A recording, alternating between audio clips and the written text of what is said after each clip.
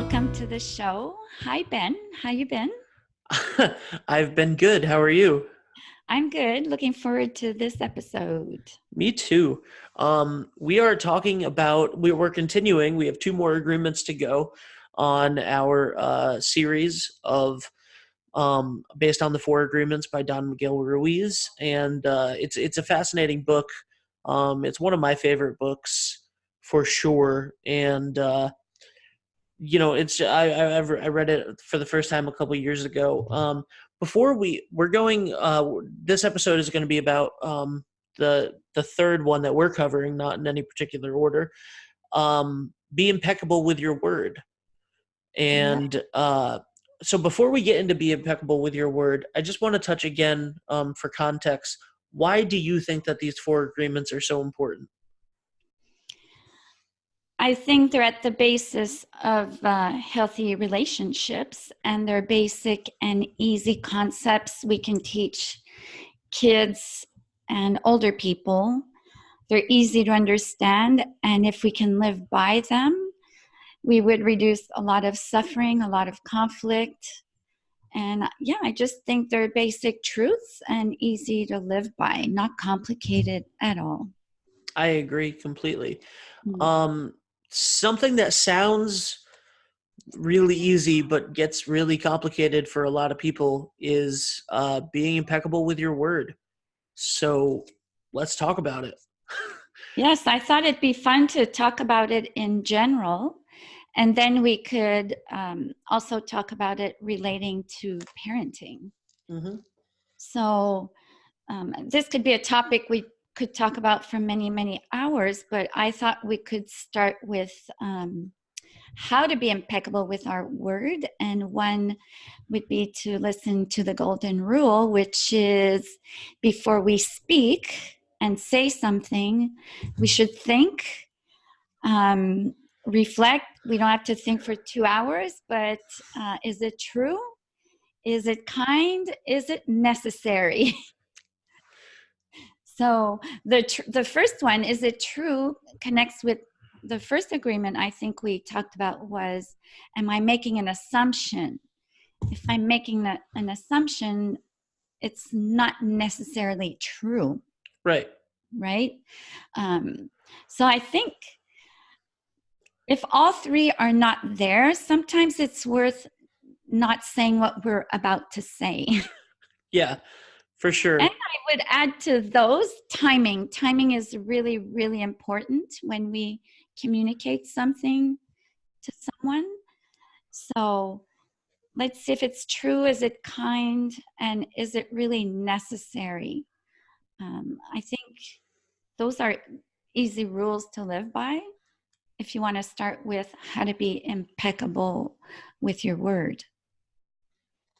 I think let's dissect true, kind, and necessary for a second, Mm-hmm. because I think sometimes kind can be, not everything is rainbow and butterflies when you have to say it. Sometimes you have to have hard truths, Yeah. and sometimes being kind isn't a compliment, but sometimes being kind, like, it's, would you say that it's more kind to sort of address something head on than it is to, if the lie, if kind equals not telling the truth, then it's not kind.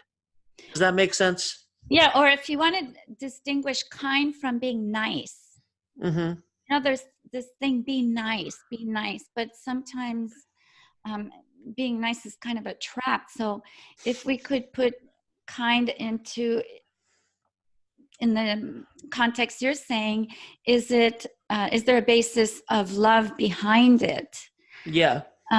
versus it might not be pleasant to hear, but kind in the sense that it's for the benefit of the relationship. Right. It's your intent. What is your intent behind it? Yeah, So like it's not kind, like to tell someone they look like crap. Well, it's not very kind. Is it necessary if your partner, your spouse doesn't look good that day? Well, if they're not going on TV and So if they don't look good and they're going on TV, well, it might be kind to tell them they have broccoli in their teeth. So I think it's more in that way. Is it kind, meaning is it going to help the other person or the relationship, even if the message itself is not filled with unicorn and rainbows and roses? So could we say that it's about the intent being based out of love? Like, why are you saying, that's what kind means in this situation? Is it true? Is it based in love, what you're saying, and not trying to tear somebody down? And is it necessary? That makes a lot of sense. Yeah, and that's my perception. Obviously, some people might disagree. Yeah. Yeah, and the necessary, like some things, we have two ears and one mouth, and there's a reason we should listen more than we speak. And sometimes we say stuff that doesn't need to be said. It's Yeah. waste of air, or even if it's not directly to the person. Example, gossip, right? If I'm gonna tell you, oh, Ben, I need to tell you something someone told me, but please don't tell them I told you. Well, what I'm going to say is true, but is it kind to the person who's not there to speak behind their back or break their trust? Is it necessary for me to bond with you through someone else's secret? Not really.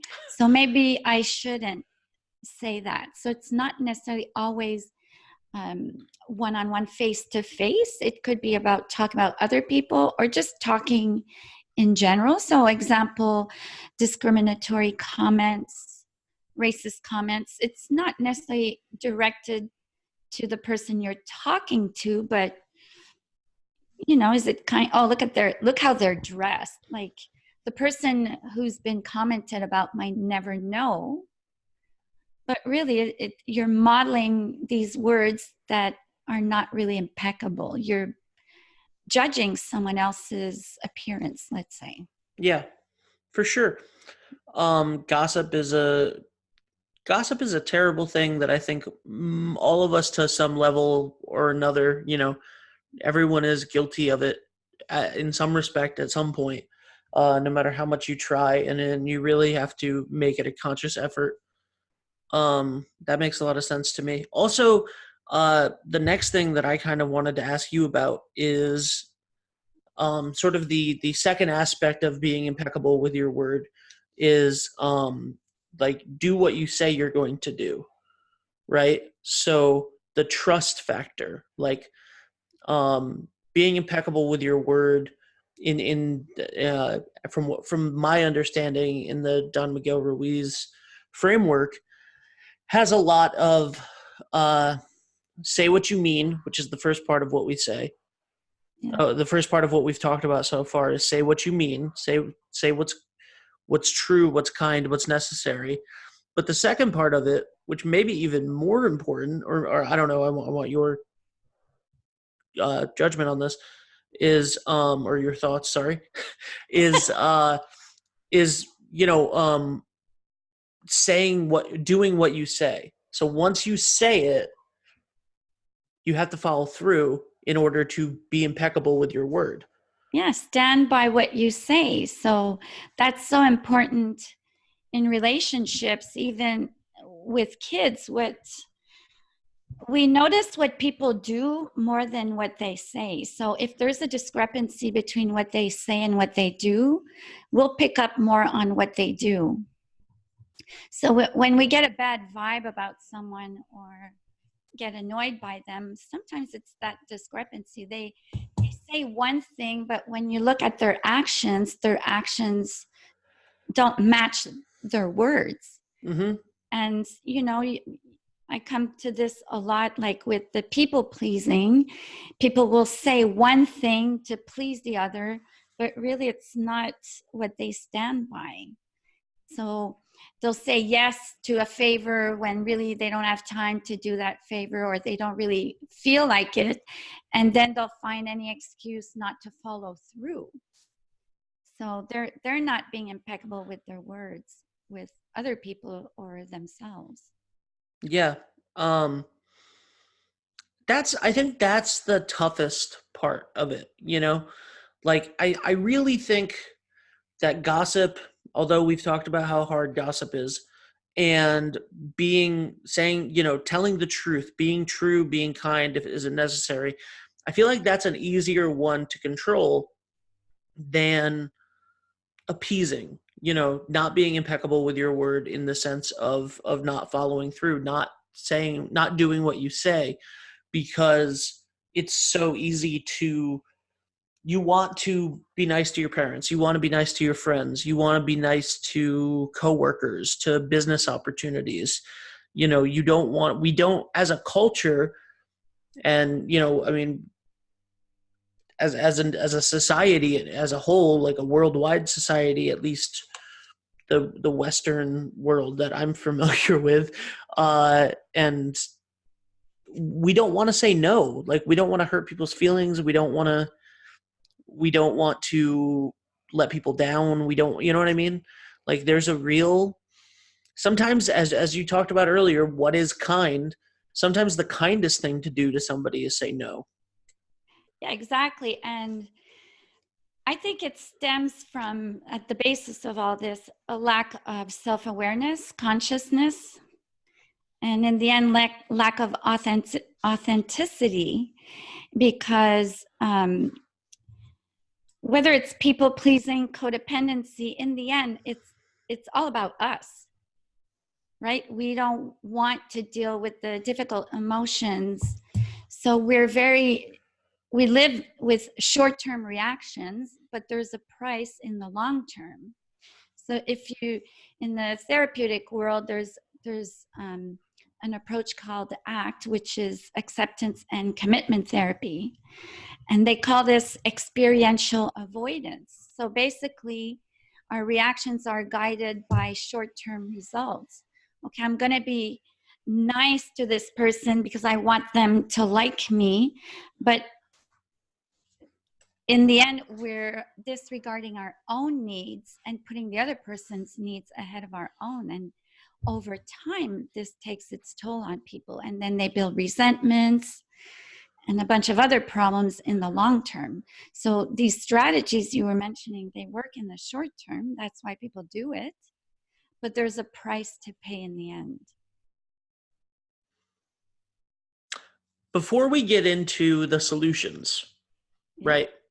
Before we get into that, let's pivot just a little bit into parenting, Yeah. because I think so. I was talking this weekend to Allie about this, because I was, you and I talked about asking her some of these questions beforehand, and figuring out just another mother's perspective on these things. And she was like, oof, being impeccable with your word is the big one.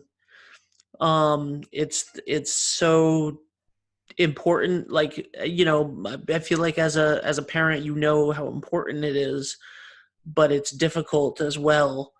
And so can you talk about how this affects parenting? And also, she had a question, which was, she felt like it was the being impeccable with your word is like the cornerstone of discipline for a parent. Mm-hmm. Would you agree with that? Yeah, discipline, because at the source of discipline is a mutual respectful relationship. And if you're not impeccable with your word, even if the child is 2, 3, 4 and can't articulate things well at an energetic level, they lose respect for you. And that's when you see the boundary pushing, the oppositional behavior, and all that stuff. So yeah, I think it's very, very important in all relationships. And like you mentioned too, before we started recording, we see it in politics. So that's on a big scale, but it starts in the home with our children and our partners, our friends at work. The reason it's so important, I think, too, is words have a lot of power. You can destroy someone with a word, break their hearts, break a trust, destroy a relationship with your words. So people don't realize how powerful words are, whether it's the spoken word or words you tell yourself or words you tell little children. They leave an imprint on us, on our soul, on our being. Um, I'm a big stickler for words. So that's how I raised my daughter. Well, this word is more important than this word, or no, this is what you mean, because words are at the source of our communications. So we need to be intentional when we use our words, and basically the opposite, intentional when we use silence. And be responsible. So when you're impeccable with your word, there's a huge responsibility that comes with that, because you need to stand by what you're going to say, what you communicate to the people around you. Absolutely. Yeah, and that's sort of, I have that written down earlier. I think for both parenting and just everyday relationships, you started this entire episode by talking about how being impeccable with your word and the four agreements in general are the base of healthy relationships. Making these four agreements with yourself and with whoever you enter into this relationship with, in whatever relationship we're talking about. These are the four things that are underneath everything, especially trust and mutual respect. And it's hard to trust somebody, and it's hard to have the respect for somebody if they don't say what they mean and they don't do what they say. Yes. So what else? How do we make sure we do this? What are the solutions? So I'm going to sound like a broken record or DVD. That's fine. Hammer home the point. Just keep hammering it home. The point is always the same. Be present. Stop being so distracted. Be self-aware. So to think before we speak, we need to be present instead of letting our mouth just go irresponsibly. And it takes a fraction of a second. It's not something like we need 2 minutes to think about what we're going to say. Sometimes we do if they're big issues. But I think if we live with presence, we're more likely to be impeccable with our word, because we will think of the consequence of our words, and we will choose our words carefully. Asking ourselves, is it true, is it kind, is it necessary, is a good strategy of how to. Mm-hmm. And the other way to be impeccable with your word is timing. So if you're a people pleaser, you can't say no. When someone asks you a favor, instead of responding right away and then changing your mind, you can use delay tactics, like, let me get back to you. So if you know you have a hard time with being impeccable, delay your response. Yeah. People can wait. And it's never too late to change your mind. It's never too late to apologize, own up to your words, and then do better. Because to me, apologies mean nothing if you don't do better. They're just, I'm sorry, right? Yeah. Explaining why you are sorry for the words you used, how your words might have impacted the other person, and how you feel bad for what you did, and you're going to try and do better. So I'm thinking that especially for partners, friends, children, because you're constantly in relationship with them. And holding yourself accountable. Yeah, totally. Yeah. I have no idea if anybody else is hearing this. There's a screaming 4-year-old downstairs, and I'm not sure if it's a happy scream or a or a tantrum type scream. I'm not sure, but anyway, if you heard that on the show, bonus. I didn't So, hear it. One oh, last thing I nice. want to add, though.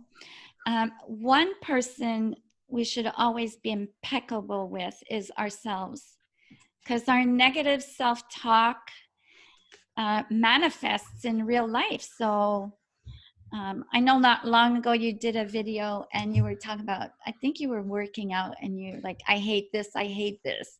Well, it affects your mindset, right? It makes it even more difficult.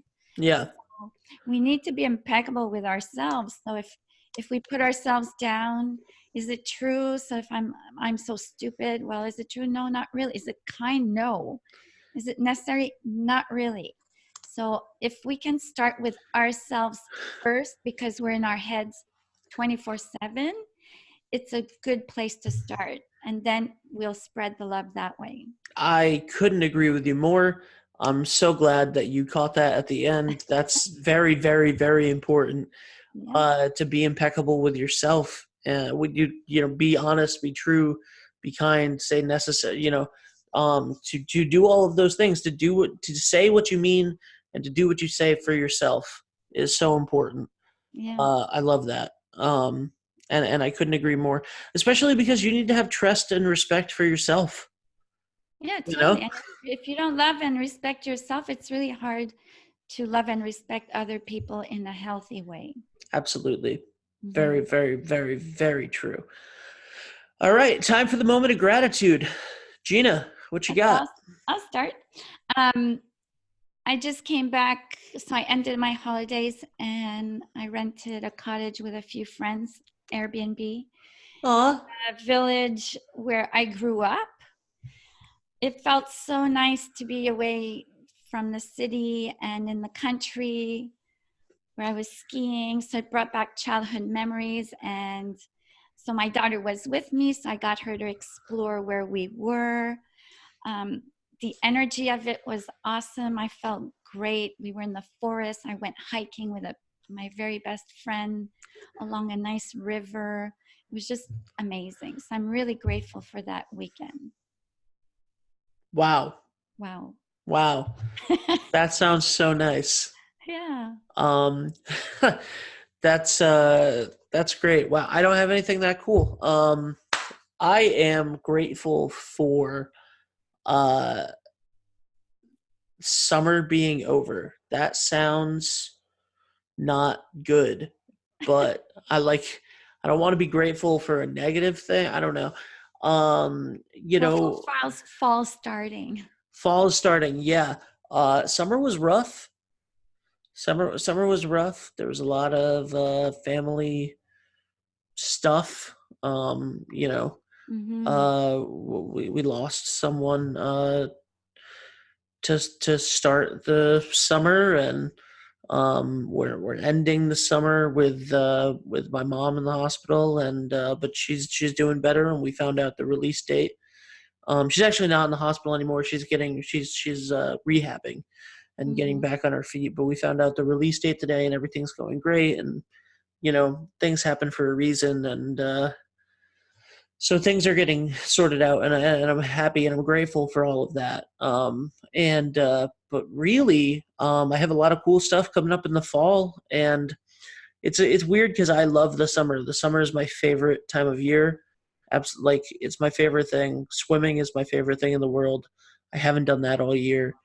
Uh, it was one thing after another all summer. So I'm really grateful. This weekend right now when we're recording this, not when you're listening to it, but it's the last weekend before Braden goes back to school on Monday, and Allie's birthday is coming up, and so I'm excited for the new things coming into the fall. Good times coming. Awesome. Thanks. All right, so this is it. Episode 3 of the 4 agreements, and we'll be back next time to do our best. Yes. Thanks, Ben. Thank you, Gina. Where can people find you? drmadrigrano.com and on any social media. Awesome. All right. See you later.